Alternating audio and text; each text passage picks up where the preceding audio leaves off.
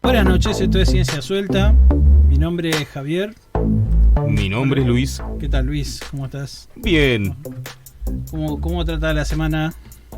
Y con un poco de calor, vio que estuvo bastante pesado, hubo una lluvia que mitigó un poco el calor, pero como pasa en esta parte del hemisferio de la Tierra, cuando llueve y aprieta el sol, sube el calor. Sí, y hoy estuvo un poquito pesado también, ¿no? Sí. Hasta ahora, todavía está un poquito pesado.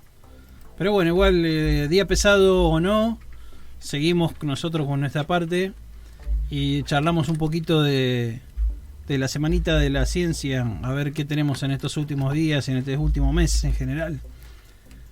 Yo te iba a hablar algo de Reiki, como siempre estoy pensando, pero mejor hablemos de otra cosa.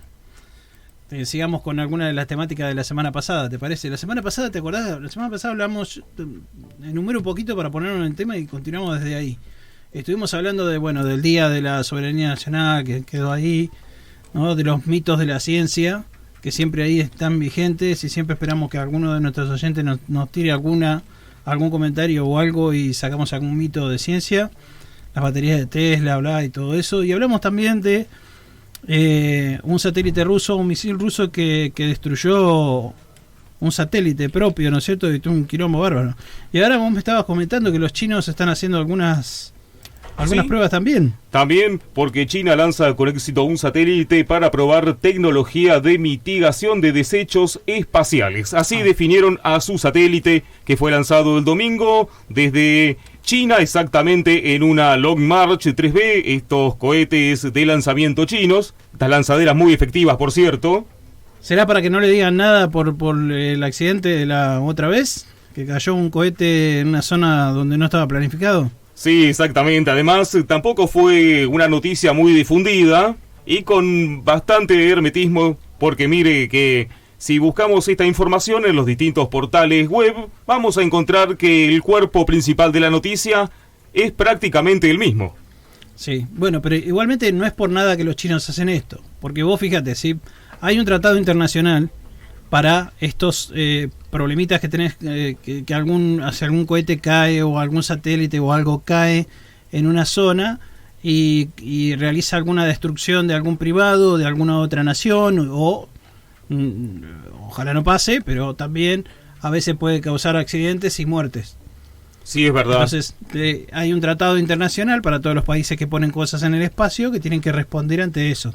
Cuando le consultaron a los ingenieros chinos que para qué se usaría este satélite, dijeron textualmente: el objetivo principal de la misión del satélite, que ya ha entrado en su órbita preestablecida, es probar y verificar tecnologías de mitigación de desechos espaciales. Nada más. Bien, perfecto. También es lo que ha tuiteado la agencia China News 24, que es la agencia oficial china. Bueno, está bien, perfecto. Yo calculo que debe ser por eso. Porque esto es como una especie de aseguradora, ¿no? No de aseguradora, pero de un seguro con el que tienen que correr todos los países. Se multan, ¿no? Y pagan al país afectado. Pero bueno, también hablamos la semana pasada de Ada Lovelace, ¿te acordás? Sí. Mañana se cumple el aniversario de la muerte de esta señora, la encantadora de números, y conocida, ¿no?, con el apodo de la encantadora de números, y también la primer programadora de la historia. Primer programadora de la historia de hace 170 años o más. Ahora comentamos un poquito y vamos a hablar también que se cumple un aniversario del fallecimiento también de Mary Somerville, que fue una tutora de ella. Y ahora en el segundo bloque les vamos a contar un poquito cómo fue esa historia de estas dos mujeres de ciencia que son realmente extraordinarias y que han hecho trabajo extraordinario y que, bueno, quedan olvidadas en la ciencia, quizás porque, bueno, han habido otros grandes que en la ciencia, pero desde el punto de vista de las innovaciones, de los pioneros, estas dos mujeres han sido dos grandes y las vamos a recordar en nuestro segundo bloque. Pero te cuento también otra. Hay una Starlink. Seguimos con SpaceX, ¿te parece? Cuente. Bueno, retoma los lanzamientos de Starlink. ha hecho una modificación en los satélites. Recordemos, Starlink son unos satélites que se van a poner en órbita baja para dar servicios de Wi-Fi global. Para tener este servicio uno tiene que comprar el servicio de Starlink y tener la antena, que es una antena satelital, con un aparato, un router para tener el servicio, ¿no? Desde cualquier parte del mundo. De cualquier parte del mundo, para cuando estén puestos los 42.000 satélites que forman las constelaciones totales. Vimos una de estas constelaciones atravesar nuestro cielo bonaerense el pasado mes de enero, y el cual causó cierto revuelo porque muchos de los habitantes los confundieron con ovnis. Sí, es cierto, les parecieron que fueran ovnis porque eran, imagínate, 60 luces volando en formación en el espacio. Además, las condiciones atmosféricas y climáticas de ese día potenciaron el fenómeno. Ah, sí. Ah, claro, porque estaba el cielo muy despejado y se veían perfecto esas luces en el cielo, que obviamente no eran aviones, eran estrellas que se movían muy rápido en el cielo. Además, al ser la última luz del ocaso, reflejaban mejor la luz del sol. Claro, que tenían en contra, más brillante los hacía. Muchas más brillantes. Y con cielo negro de fondo. Y por eso los hacía tan amenazantes. Ahí tenemos.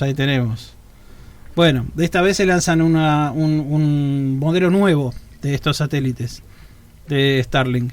Van a tener una intercomunicación entre ellos. Actualmente los satélites no tienen un sistema individual de comunicación entre los satélites. Y tenemos un problema. Entre los satélites, y entonces se ha instalado un sistema de comunicación por láser de un satélite a otro en órbita. Este sistema aceleraría mucho hasta llegar, con el sistema completo, tener una velocidad de 20 gigas, una cosa así. Lo cual es una locura, porque hoy estamos en los servicios, en Argentina son creo que de 100 megas, los mayores. En el resto del mundo, por ahí los más grandes son de 200 megas, lo cual es una barbaridad. Muchísimo. Pero ya hablar de 200 gigas es una locura. ¿Será lo que requerirán tal vez las empresas en el futuro cercano? Quizás 20 gigas, 20 gigas, no 200. Pero sí, igual es una locura.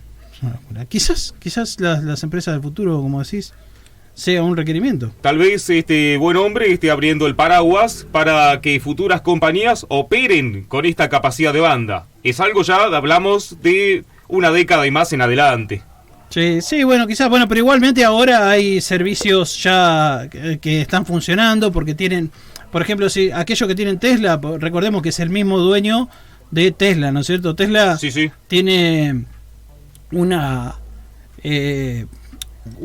estaciones de carga con energía solar en Estados Unidos, están por todos lados, y estaciones de carga gratuitas. La política de Tesla, la autosuficiencia, se basa en eso. Exactamente, sí.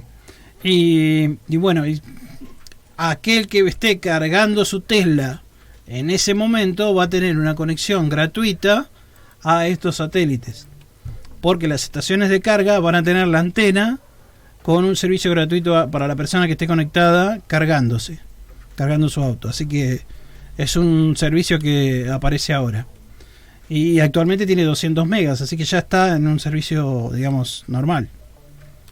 Sobre esta misión, los satélites van a estar contenidos en un cohete Falcon 9. Exactamente, van a ser lanzados por un cohete Falcon 9 que generalmente lanza 60, pero estos son un poquito más grandes porque tienen este sistema de láser de comunicación entre satélites, así que van a ir 53.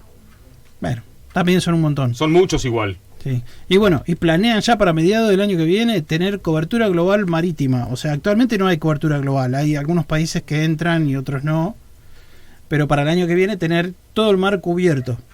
Así que todos los cruceros y todos los incluso aviones podrían contratar este servicio y tener Wi-Fi ahí.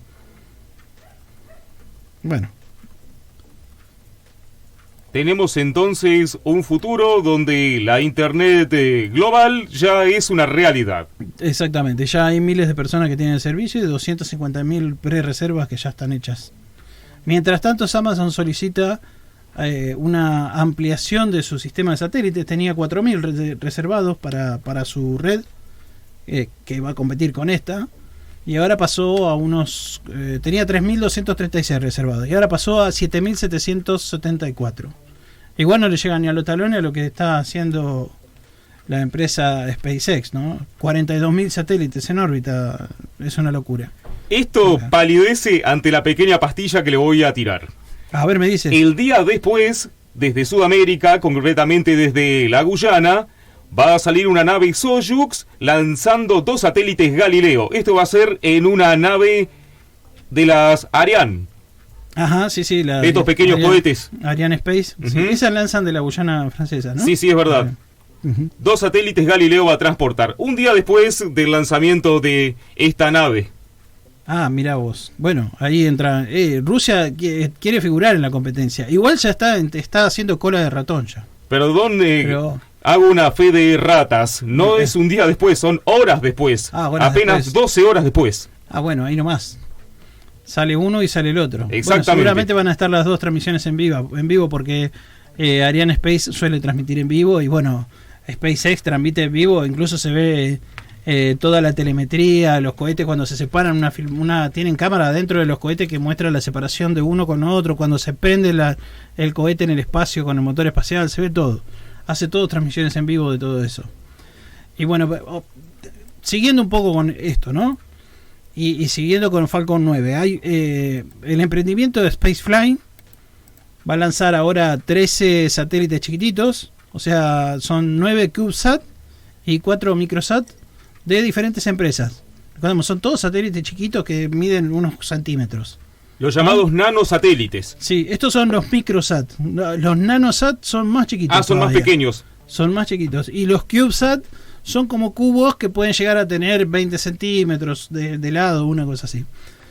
Son emprendimientos privados y algunos son universidades. Estos son de distintos no sé quiénes. Y el punto es que no van a ser todos lanzados en la misma órbita. Por lo general, cuando se los lleva juntos, se lleva la primera etapa, te lleva la segunda etapa que va a volar que se va a encender después de la primera, obviamente. Y cuando llega a la órbita, los suelta todos juntos. Bueno, estos van a ser puestos en distintas órbitas. Por lo tanto, cuando se suelte adentro va a tener un pequeño impulsor, ¿no es cierto? Una pequeña nave que lo va a llevar de una órbita a la siguiente y lo va a soltar en 2 órbitas, como si fuera una tercera etapa metida dentro de las cofia, sí. Increíble, así que, bueno, son distintos servicios que se te van poniendo en marcha, ya que han abaratado tanto los costos, estas cosas, ¿no? Pero se siguen abaratando costos. Vos sabés que se van a seguir abaratando costos a niveles, pero extraordinarios, con una lanzadera sin motores. ¿Cómo es esto? Ahora ponemos un poquito de rock. Sí, sí, sí. Y te lo cuento ahora cuando volvemos. Spin Launch. Spin Launch, ¿te suena? No. Eso no lo escuchaste, ¿no? Bueno, recientemente se hizo unas pruebas de un emprendimiento, una startup, Spin Launch, que lo que es una cámara de vacío en la que ponen a girar, ¿no es cierto?, un brazo. Dentro de esa cámara de vacío no hay aire, esto es vacío. Sí, sí. Un brazo con un cohete y lo giran a altas velocidades y después lo sueltan. Por eso te dije como una boleadora. ¿Viste? Sí, sí, sí. Imagínate que tenés una boleadora, ¿bien? Una boleadora, una onda de esas que girás, ¿no es cierto? Una onda de mano. Claro, una onda de mano de esas que girás y después se suelta uno de los hilos y lanza la piedra derecho. Sí. Bueno, el mismo concepto, pero para poner un cohete en órbita. ¿Qué tal? Parece? Bueno, se hizo la primera prueba esta semana, el 22 del 11. Se hizo una prueba con el 20% de potencia y se hace el primer lanzamiento de este tipo. Te tiro algunos datos como para tener en cuenta. La fuerza G, que ese es el principal problema en donde ya queda descartado que ahí adentro puedas meter una persona, con el aparato al 20% son 10.000 G. Anotalo, 10.000 G. Eso a alguien no le... Por ahí a la mayoría de las personas no le dice nada. Bueno, un piloto experto, profesional, de aviones caza, que son los que más soporta porque están entrenados, que hacen cambios bruscos de velocidades. Y además con los trajes. Claro, y además con los trajes, que ya los trajes están preparados porque mantienen apretado el cuerpo para que no se le vaya la sangre de la cabeza. Esto también más de uno lo puede ver en las carreras de autos. Las carreras de autos también están sometidos a grandes aceleraciones. Pero bueno, los pilotos de aviones caza suelen soportar hasta los más avanzados, aquellos que llegan al límite, ¿no? Estamos hablando de 9G. 9G. Estos son 10.000. O sea, olvídate de meter una persona ahí adentro. Olvídate, lo que va a pasar es que van a quedar los huesos todos rotos, estampados contra el borde. No Además, sirve. ¿qué pasa con los materiales de la nave? Claro, exactamente, es otro problema también. ¿Se puede poner un satélite ahí adentro para enviar? Bueno, algunos sí, pero van a tener que ser preparados para soportar esas aceleraciones. Un estrés tremendo. Claro, exactamente, van a tener que gastar plata para hacer el satélite para que soporte eso. Pero teniendo en cuenta que esto baja los precios como 10 veces, Sí, naturalmente. los precios actuales, quizás a alguno les sirva. Hay que ver. Bueno, pero soportar 10.000 G es el equivalente a que te caiga no sé, es un tanque de guerra, te caiga de golpe en la cabeza, ¿viste? Te aplasta contra el piso. Es ese número. Sumergirse a más de 15.000 metros, cosa que es impensado. Claro, no, bueno, no, es peor que eso, ¿eh? ¿Ve 15.000 metros? Ah, no, 15.000 metros. 15.000 metros, 15 kilómetros. No tenemos ese Es número. imposible. No tenemos esa profundidad No. tampoco. No, claro. No existe. Las Marianas Sí. creo que lo más profundo son 13.000 metros. Sí. Y es el punto más profundo registrado. Claro, y es donde no ha llegado nunca nadie. No se salvo sabe por qué hay sonda. ahí. No se sabe qué hay ahí. Bueno, este es un punto donde se puede hacer algo de exploración, ¿no?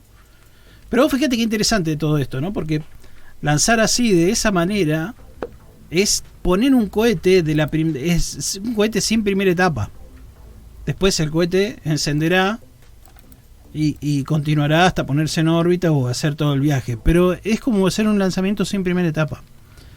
Es muy interesante para todo lo que se está haciendo ahora. Porque en la Luna, uno de los problemas que tiene esta lanzadera es que la aceleración se hace en vacío y después cuando se la suelta atraviesa una pequeña pared muy delgada, ¿no? Que casi como papel se rompe cuando sale el cohete, y ese cohete en el momento en el que sale choca contra la atmósfera en ese punto, porque empieza a resistirse la atmósfera al movimiento del cohete. Sí, obviamente. Y se empieza a frenar. Entonces genera tiene que la salir, abrasión. claro, tiene que salir a una velocidad mucho mayor que a la que llegan los otros cohetes. Pero bueno, teniendo en cuenta que son motores eléctricos, que en el lugar apartado en el que tiene que estar se pueden poner paneles solares suficientemente grandes como para poder obtener la energía, prácticamente es como usar la energía del sol para poner algo en órbita. Lanzamiento autosuficiente, podríamos bautizarlo. Claro, sí, es totalmente autosuficiente. El problema es que hay algunas cargas, es para algunas cargas limitadas. Sí, volvemos a eso. La fuerza G es tan terrible que rompería, dañaría y estresaría mal cualquier material de los que tenemos aquí a mano. Claro, sí, seguramente el James Webb no lo iban a poner ahí, que es el telescopio espacial que está lanzando ahora, ¿no? Las lentes, imagínense la lente. No, eso se destruye, se rompe todo, no sirve. Pero bueno, sí sirve para enviar algunos otros materiales. Y acá está lo interesante, porque ahora se está haciendo día a día más fácil hacer el negocio de la minería espacial en la Luna. Me robó el concepto, había pensado en eso. Es lo obvio, la conclusión obvia. Porque esta lanzadera se podía instalar en la Luna. Claro. Se podría instalar en la Luna y ahí no habría problema, porque la Luna ya no choca contra una atmósfera cuando sale con la velocidad. O sea, se puede hacer minería en la Luna, refinamiento de materiales en la Luna y enviarlos a la Tierra. Nada más ni nada menos.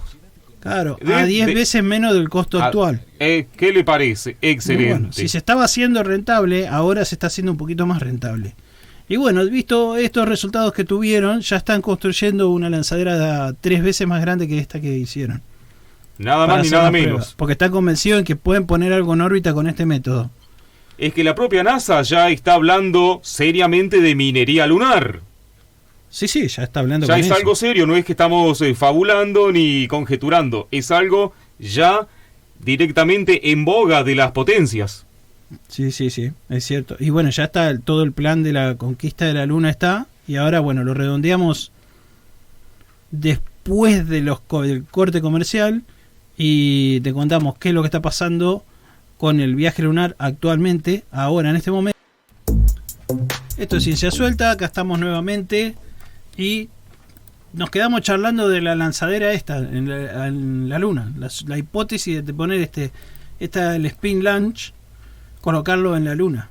Y la posibilidad de la minería lunar. Y la posibilidad de la minería lunar, porque desde ahí podría mandar directamente, no sé, oro o los metales preciosos que quiera, o lo que sea que se quiera lanzar en órbita alrededor de la Luna, una misma fábrica ahí, lo que se les ocurra. Digamos, cosas que se están explotando actualmente para la minería lunar. Y una de las posibilidades de minería son la de captura de asteroides. O sea, explotar un asteroide que está muy lejos, a miles de kilómetros, cuesta mucho trabajo. Desviar un asteroide es lo que se está haciendo ahora, que se está empezando a hacer con el lanzamiento que está haciendo la NASA con el Falcon 9 que acaba de lanzar, para impactar con un asteroide que gira alrededor de otro asteroide para ver cómo hacen para cambiarlo de órbita. Es solo un experimento. Un experimento, ver cómo influencia esto a su órbita. Claro, pero ya hay empresas que se están formando, empresas privadas que piensan capitalizar, que creen que van a ganar todo plata con esto. Quizás muchas de ellas se fundan, no lo sé. Pero una de ellas son empresas que planean una captura de datos, o sea, información de qué hay en cada asteroide para venderlo a empresas que quieren hacer minería. Empresas que están pensando en hacer minería también, o sea, ya hay una división del trabajo ahí. Y una de las formas de hacerlo es capturar un asteroide. ¿Cuándo lo capturas? Bueno, los asteroides están muy lejos, pero eventualmente tienen una ventana de tiempo en la que están cerca de la Tierra. En ese momento se los puede desviar ligeramente para traerlos a una órbita lunar y hacerlos orbitar en la Luna y hacer la exploración de esos asteroides en la Luna y explotar la misma Luna también. Cosa que los ambientalistas, ¿no? Ya hay quejas. Sí, justamente por el impacto que causaría esto en un suelo natural como la Luna, justamente la llegada y la puesta de estos ingenios allí es ya dejar algo. Claro, pero obviamente el ser humano deja una huella, no sé, no quiero ser agresivo, pero cada vez que vamos al baño, o sea, o al respirar. Sí. Dejamos una huella en el planeta, es inevitable. Desde el primer momento que el hombre apareció, pintó una caverna. Claro, sí, ya empieza a tocar modificó la naturaleza. Todos los animales lo hacen y nosotros lo hacemos más que nadie.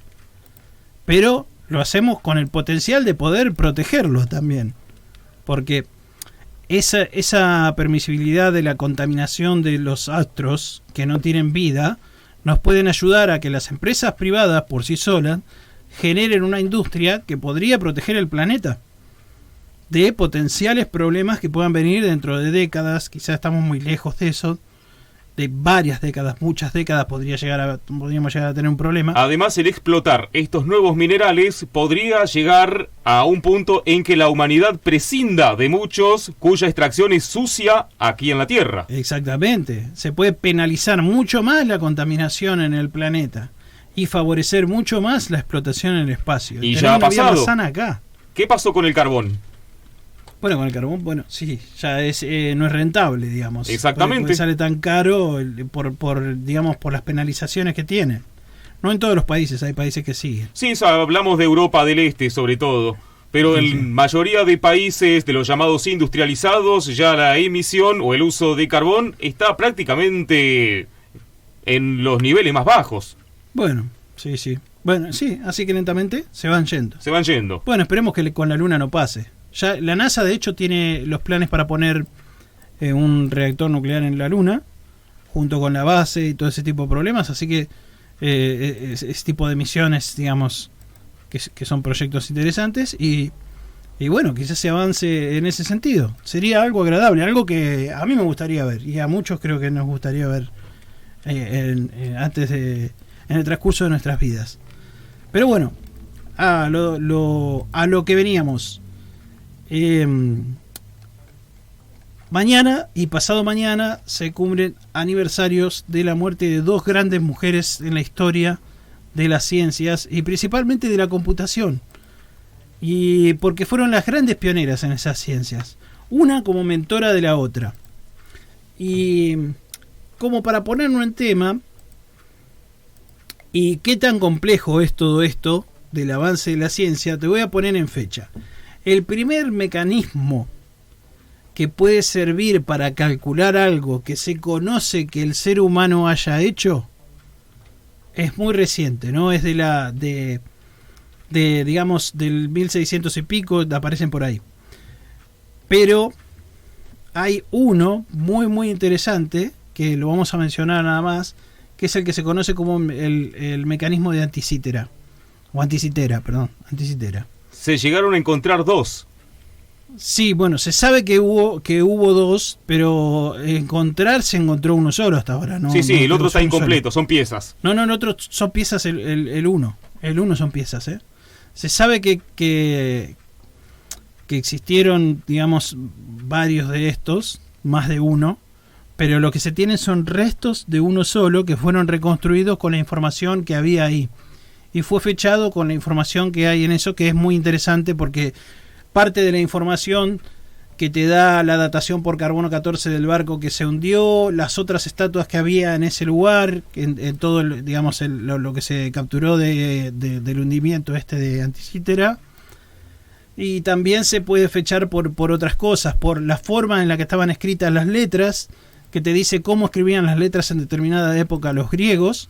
Los meses del año te sitúan en determinadas ciudades porque los meses no tenían los mismos nombres en toda Grecia. Sí, es verdad. Así que ese tipo de cosas lo sitúa en un determinado lugar y época, y lo hace muy interesante porque lo sitúa en una época apenas posterior a Arquímedes.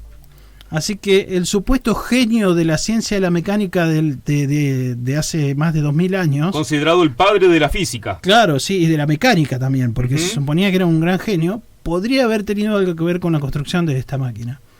Pero bueno, sin ir más lejos, el ser humano por 1600 o 1800 años más no hace nada más interesante. Hasta que aparece, allá por 1600, algunas construcciones mecánicas.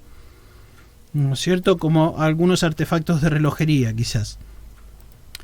Y en esa época aparece un gran genio del matemático, físico, un gran experimentador, un hombre de ciencia, que se llama Blaise Pascal. Blaise Pascal es nacido en 1623, falleció en 1662, vivió poquito, 40 añitos, nada más, pero allá por 1640 su padre fue nombrado comisario real y jefe de la recaudación de impuestos de Normandía. Es francés, o sea, Blaise Pascal es francés, sí. ¿No? Con asiento en Rouen. No importa. El asunto es que el padre de él en Normandía estaba a cargo de recaudación de impuestos y hacía muchas cuentas. Y este chico a los 18 años, a los 17 ya empieza a estudiar un poco más la mecánica. A los 18 años empieza con la construcción de una máquina para realizar sumas, lo cual era ya un avance extraordinario. Es un sistema de rueditas, ¿no? Se lo conocía como la rueda de Pascal o la pascalina, ¿no? Es una máquina en la que vos ponías los números girando unas rueditas y aparecían unos numeritos en la máquina, y después con un lapicito ibas marcando 3, 4, como si marcara. ¿Te acuerdas cómo marcábamos con el... Sí. Con los viejos teléfonos de disco? Claro. De esa manera ibas marcando los números que le sumabas y la máquina te iba mostrando el resultado. Entonces se podrían hacer cuentas mucho más rápido solo marcando los números, sino haciendo las cuentas en papel. Reemplazaba el ábaco. Exacto, sí, totalmente. Pero bueno, debido a que Pascal era quizás un adelantado a la época, porque no existía la mecánica para construir esta pequeña máquina del tamaño de una caja de zapatos, creo, una cosa así. No pudo construir máquinas con excelente precisión y estas máquinas tenían errores. Así que la máquina de Pascal no pudo tener el éxito pese al intento de Pascal de querer venderlas. Sí son una pieza de museo porque quedan 3 de esas máquinas. Se construyeron 20 y quedaron 3 por ahí, pero fue quizás una mala inversión de Pascal. Seguida de esto aparece lo que habíamos comentado la semana pasada, ¿no es cierto? Allá, pasados los años, a mediados de 1800, aparece la máquina analítica de Babbage, o Babbage, o cómo se pronuncia el nombre, ningún problema con eso. Y aparece nuestra primer programadora de la historia, la encantadora de números, Ada Lovelace, de la que hablamos la semana pasada. Allá que nacía más o menos cuando nace la Argentina, porque ya nació en 1815, Argentina nace después, ¿no? En 1816 es la revolución, y ella falleció en 1852, un año antes que nosotros tengamos constitución. Prácticamente vivió en una época en la que la Argentina estaba atrasadísima. O sea, en ese momento ya el abuelo de Ada, a la madre de Ada, la educa en las ciencias y en el conocimiento, porque este señor, el abuelo de Ada Lovelace, pensaba en que las mujeres eran iguales a los hombres y que deberían ser tratadas de esa misma manera. O sea, todos éramos igual de capaces de lograr las cosas, no había un conocimiento distinto para la mujer. Eso fue un adelante, así que Ada fue una privilegiada vivir en esa familia, ¿no es cierto? Pero también fue una privilegiada conocer y tener como tutora a Mary Somerville. Ya hablamos la semana pasada de Ada Lovelace. Lo que vamos a decir es que, bueno, Charles Babbage, recordémoslo nada más, Charles Babbage había construido una máquina, la máquina analítica, la cual se podía programar con unas tarjetas perforadas. Idea que toma Babbage junto con Ada, que es una chica de menos de 18 años, ¿no? Que con problemas de enfermedades motrices, no podía caminar, tenía muchos problemas físicos, que tuvieron ambos la idea tomada de un telar que se programaba con unas tarjetas. Para poner en contexto, estamos hablando de la época del auge de la industria textil. Exactamente, estamos hablando de mediados de 1800. Así que el auge de la era textil era ese. Ahí estaba toda la tecnología, la mecánica, el auge de la revolución industrial, quizás en donde aparecen máquinas. Ya que la máquina a vapor impulsaba a los telares. Los telares fueron los primeros impulsados por la máquina a vapor. Luego le siguieron las máquinas que creo se llamaban continuas, que eran esas máquinas de rodillos que hoy vemos impulsadas por motores. Exactamente, antiguamente impulsadas por máquinas de vapor, luego fueron impulsadas por máquinas de combustión interna. Exactamente. Y bueno, finalmente después máquinas eléctricas. Pero bueno, acá lo interesante de este telar, el telar de Jacquard, es que lo recordamos, lo dijimos la semana pasada, está en nuestros videos que subimos al canal de YouTube, y si quieren pueden verlo ahí, pero es un telar programable. Básicamente las tarjetas indicaban el patrón de tela, la perforación de la tarjeta indicaban el patrón de la tela. Entonces la idea para la máquina analítica era tomar esas tarjetas con perforaciones como patrón para la entrada de la máquina. La máquina realizaría un proceso indicado por el patrón de puntos, y esos procesos implicaban resolución de polinomios, resoluciones de matemática bastante complejas, incluso guardar estados de números. Todo lo que hoy tiene un programa de computadoras, eso lo tenía muy rudimentario, pero estaba ahí. Y arrojaba el resultado como una tarjeta perforada. Todo mecánico. Todo mecánico, completamente mecánico. Y Ada había tenido la revelación y el gran aporte que hizo ella, quizás inspirada en las máquinas, las pianolas, ¿sí? que se manejaban con una cinta perforada. Ella sabía que podía hacer que la máquina analítica le devolviera como resultado una cinta perforada que sea una música, y hacer una máquina que compusiera música. Y como esa, muchas otras cosas. Ella sabía cuál era el potencial de esa máquina, se había dado cuenta que el potencial era extraordinario. Ese es el gran aporte de Ada. Por eso después el Departamento de Defensa de Estados Unidos crea un lenguaje de programación, y el primer lenguaje de programación que crean le ponen de nombre Ada, ¿no? En honor a ella. Pero bueno, ella tuvo una gran mentora, que una mujer que no tuvo la misma suerte de nacer en una familia que pensaba que las mujeres podían dedicarse a la ciencia, que se llama Mary Somerville. Mary Somerville fue más afortunada que ella, una mujer muy saludable que nació en 1780, ya varios años antes, porque bueno, se transformó en su mentora, y que vivió 92 años, murió en 1872. Impensado para esa época. No, la verdad que una mujer muy, muy, muy mayor, y muy lúcida hasta el último año de su vida, porque en sus 92 años hay unos escritos en su autobiografía que mencionan: hoy tengo 92 años y me cuesta reconocer caras, rostros y recordar algunos nombres de personas, pero no me cuesta trabajar con números. Y quedó inconcluso un trabajo que ella hacía de matemática. Todavía trabajaba. Exactamente, en los 92 años de edad, cuando ya estaba en su lecho de muerte. Entonces, pues, en la cama, el lecho de muerte digo porque ahí una noche se acostó a dormir y murió dormida, o sea, se muerte terminó natural. su vida, exactamente. Quizás, no sé, quizás para la ciencia moderna habrían vivido más años ella y también Ada, seguramente. Pues Ada falleció de cáncer de útero, que estuvo como 7 años con cáncer y falleció. Una vida muy dolorosa. Muy dura. Sí, muy dura. A pesar de tener todos los lujos que podía tener por ser una lady, no los pudo tener en la salud, ¿no? Bueno, pero hablemos un poquito de Mary Somerville. Mary Somerville fue matemática, fue divulgadora científica, y eso es lo principal que tiene ella, como una divulgadora científica. Es escocesa, también más o menos de la misma zona. Se la considera la reina de las ciencias del siglo XIX. Y la reina de las ciencias en general. Fue autodidacta, básicamente porque no la dejaban estudiar. Ella tenía que rebuscárselas para estudiar. También antes, en esa época, las universidades, las escuelas eran algo punitivas con las mujeres. Claro, sí, no. Las mujeres solamente podían tener alguna clase de tutor en algún lugar, como fue el caso de Ada. Y esta es una de sus tutoras. Mary Somerville es su tutora y su mentora principal, ¿no? Junto con Babbage, que era la pasión por las máquinas, ¿no es cierto? Por la mecánica que tenía ella con él también, ¿no es cierto? Ahora ella también se transforma en una traductora, realiza grandes descubrimientos en astronomía, ¿no es cierto? Es la mujer que fue considerada, ¿sabes qué? La primer científica. Mire. ¿Sabe por qué la primera científica? Pues la primera persona que es llamada científica, ¿no es cierto? Antes se conocía que había hombres de ciencia porque trabajaban profesionales de distintas disciplinas, claro, exactamente, juntos.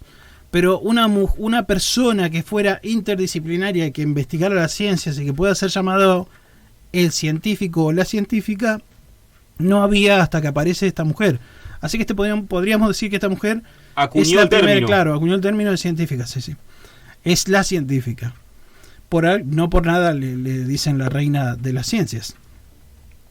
Pero bueno, ella aportó muchísimo a la comprensión de la ciencia, y yendo por ahí un poco a su vida antes de cómo se convirtió en científica, tuvo que remar por muchos lugares. O sea, aprendió a leer muy temprano, antes de ser enviada a un internado al cual le enviaron los padres para aprender a ser una señorita y aprender a leer y escribir las cosas que aprenden las mujeres de la época. Sí, o sea, en esa época, por ejemplo, las escuelas de damas enseñaban buenos modales, etiqueta, protocolo, sí, música, artes, costura. Artes, sabían escribir, obviamente, sí. Escribir, pero no eran considerados, digamos, unas expertas literarias. Simplemente escribir para poder mandarle una carta a alguien o leer una carta de alguien.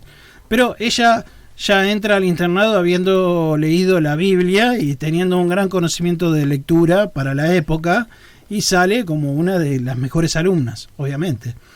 Y ella tenía la particularidad de leer todo lo que tocaba, todo libro, revista o lo que sea que aparecía, ella lo leía.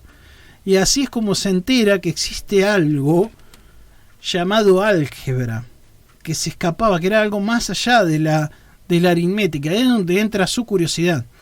Y uno de los hermanos de ella que estaban vivos en aquel entonces, porque bueno, 3 de sus hermanos ya habían fallecido a corta edad, algo que pasaba mucho en la época, ¿no? Las pestes, la violencia, un cóctel de cosas. Claro, sí, era muy natural que alguien perdiera hijos, ¿no? Perder hijos era algo que ocurría con naturalidad. Eso no lo hace menos terrible, ¿no? Pero era simplemente algo que pasaba. Y uno de sus hijos, de sus hermanos, tenía un tutor, porque obviamente era una lady y tenía acceso a grandes cantidades de dinero, digamos, y a privilegios de tener tutores personales. Pero no ella. Ella podía tener algún tutor que le enseñara a ser una dama, porque aparte los padres eran más bien tradicionales. Así que te cuento en resumen. Ella aprendió del tutor de su hermano, consiguió un libro de Euclides. Sus padres le sacaban la vela de noche para que ella no leyera esas cosas. Y sin embargo ella mentalmente, y esto se sabe por su autobiografía, ella mentalmente seguía repasando en la oscuridad todo lo que había leído durante el día. Así seguramente padres religiosos o conservadores. Sí, obviamente. Eso es lo que había en esa época, la época victoriana, ¿no? Muy conservadores con la religión. Sí, totalmente. Bueno, aprendió mucho a través del tutor de su hermano. Y después aparece su tío, Thomas Somerville, quien ve que la chica es mucho más inteligente que su hermano y que cualquiera de su grupo familiar, y entonces incentiva en el conocimiento y le hace ver las grandes mujeres en la historia que se han dedicado, que han aprendido, han enseñado y han sido grandes personajes de la historia. Le da clases de latín, descubre en las clases de dibujo algo extraordinario que es la perspectiva, se interesa por la geometría, se interesa por la astronomía. Todas estas cosas las va a reflejar en Ada Lovelace, la primer programadora, la mujer que se dio cuenta de cómo realizar grandes programas y qué era lo que llevaba a la computación. Porque ella, después de estar casada por segunda vez y ya tener creo que 7 hijos, 3 con su primer matrimonio y 4 con el segundo, ¿no es cierto? Yo te estoy resumiendo bastante, pero es muy muy interesante todas las cosas que ha hecho esta mujer, ¿no es cierto? Y también allá en 1831, ya en mediados de su edad, ¿no es cierto? Ya cuando es una científica consagrada y se la acepta, ella realiza una traducción de La mecánica celeste de Pierre Laplace, un libro de ciencia muy complejo que muchos científicos quizás no lo llegaban, de la época no llegaban a comprender muy bien. Ella no solo hace una traducción, hace una interpretación, escribe un prólogo donde explica todo, hace un gran aporte a la ciencia que hoy es considerado en muchas universidades de Inglaterra y distintos lugares del mundo. Recibe una pensión otorgada por la reina Victoria para continuar con todos sus estudios y sus avances. O sea, se transforma en una mujer que, a pesar de todo lo que en esa época se consideraba de una mujer, sortea todos los obstáculos hasta transformarse en una persona de ciencia reconocida. Recibe la medalla Real Sociedad de Astronomía, algo que era una locura, lugares donde la Royal Society la reconoce como científica, donde es un lugar donde solo entraban hombres. Es verdad. No era que o sea, podían entrar mujeres pero no leían los libros. No podían entrar. No estaba permitido. Exactamente, estaba vedada la entrada de una mujer ahí adentro. Y sin embargo ella logra eso gracias a su segundo matrimonio, ¿no es cierto? William Somerville, que es un primo de ella con el que se casa, un hombre que no es de ciencia, pero que entra a la Real Sociedad, a la Royal Society, para alcanzarle y copiarle todos los artículos para que ella pudiera tener acceso a eso. Así que quizás la mala suerte por un lado y la suerte por el otro ha logrado que esta mujer haya tenido una gran cantidad de obras. Muchísimas. Tengo acá para enumerarlas, son 10 obras extraordinarias y te voy a resumir diciendo que hace, digamos, explicaciones de las propiedades magnéticas de los rayos ultravioleta, ensayos sobre la refracción, acciones de los rayos solares, la conexión de la ciencia física, geografía física, ciencia molecular y microscopía, un libro sobre el tratado de teoría de las diferencias, la traductora de La mecánica celeste que habíamos hablado, ¿no es cierto? Y además, una autografía polifacética en las ciencias, no estaba encapsulada en algo. No, sí. Bueno, estaba dentro de lo que serían las ciencias duras. Exacto. Hay todo ese panorama. Se transforma en la primera científica. Bueno, por eso podemos decir que Mary Summerville, después de sus 92 años, después de la muerte, es conocida como la reina de las matemáticas. Y esa es un resumen muy por encima de la reina de las matemáticas. Y sin más me despido, nos despedimos y como siempre espero que hayan pasado un excelente día, una excelente noche y por supuesto que sea el peor del resto de sus vidas.